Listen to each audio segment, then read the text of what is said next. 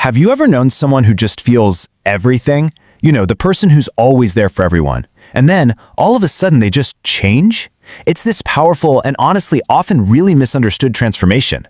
Today, we're diving deep into that journey from self-sacrifice to what we call sovereignty.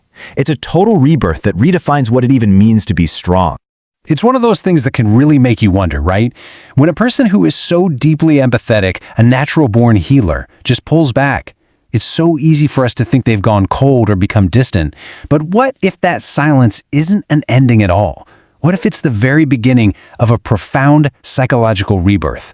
So to really get this whole rebirth thing, we first have to understand the burden that came before it.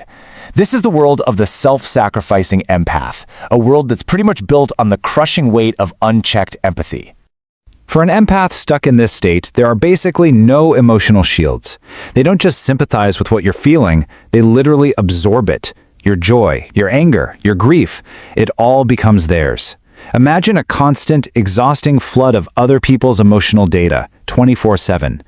And here's where it gets really twisted. Internally, the ability to tolerate an incredible amount of emotional pain, both their own and everyone else's, gets mistaken for a virtue. It's seen as this ultimate act of love and care, when in reality, it's just a slow, painful erosion of the self. And this is where the problem really cements itself. Being an empath becomes a full-time, unpaid job. Their entire identity gets completely wrapped up in managing, soothing, and trying to fix the emotions of everyone around them. Their own needs, their own dreams, they just kind of fade into the background, totally lost in the service of others. But here's the thing. A state of imbalance like that, it just can't last forever. Something has to give. And when it does, it's not some loud, dramatic collapse. It's a quiet, internal awakening. This right here is the turning point, where the entire dynamic finally begins to shift. You know, the psychologist Carl Jung actually had a name for this process. He called it enantiodromia.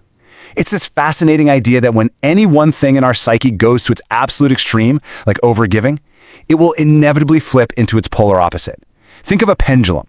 It's swung as far as it can possibly go in one direction, and now it has to swing back. This isn't really a choice. It's more like a law of psychological gravity. And this, right here, is the absolute core of it all.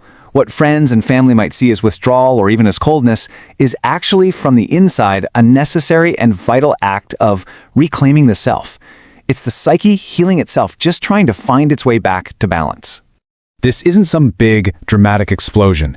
It's not about standing up and screaming, "No more," not at all.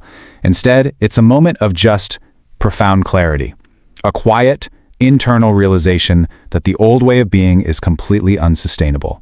The empath simply and quietly stops participating. Okay, so this path to sovereignty, it's not exactly a straight line. The journey of healing has its own set of trials, and there are some really common mistakes that people make along the way as they learn to use this newfound awareness. We see three big hurdles pop up again and again. First, there's this assumption that these new boundaries you're setting are just obvious to everyone. Second, the pendulum swings way too far, from constant over-explaining to complete and total silence. And third, communicating from a place of fear and self-protection instead of from a place of calm, centered strength. This first mistake is a really tough one.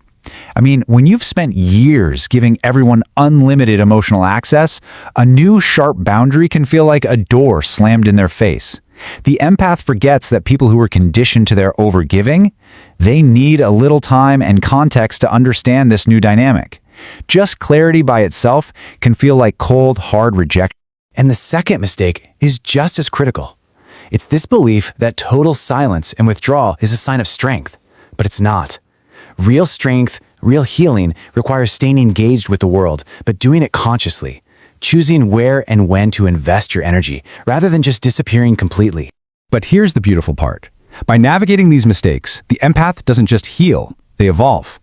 This is what leads to the emergence of a brand new state of being. It's a state of emotional sovereignty, where their true self can finally operate with real wisdom and clarity. And this slide just lays out the change so clearly. This self-sacrificing empath, they over-explain, they're always seeking validation, they absorb everything, and they see everyone as a rescue project. Now contrast that with the sovereign empath. They choose their words carefully, they reflect their own internal truth, they invest their energy selectively, and they see others with clarity, completely free from that rescue fantasy. So what does this new sovereignty actually look and feel like? Well, there's this newfound immunity to manipulation because you're no longer desperate for everyone else's approval. Your communication just has this calm authority to it, and you start forming relationships consciously, based on mutual respect, not on some compulsive need to fix people or to be needed by them. So what's the culmination of this whole journey? This isn't just about setting a few boundaries. It's about transforming a core trait into its most powerful form. It's about taking that raw sensitivity and refining it with some hard-won wisdom. And this quote, wow, it just nails it.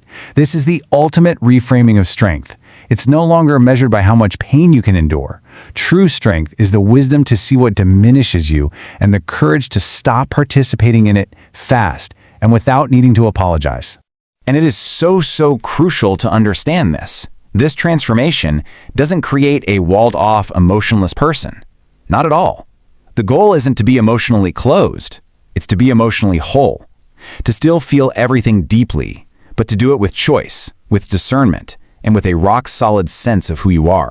This is the final, powerful truth of this whole journey. That very trait that once caused so much pain, that deep sensitivity, it was never the problem.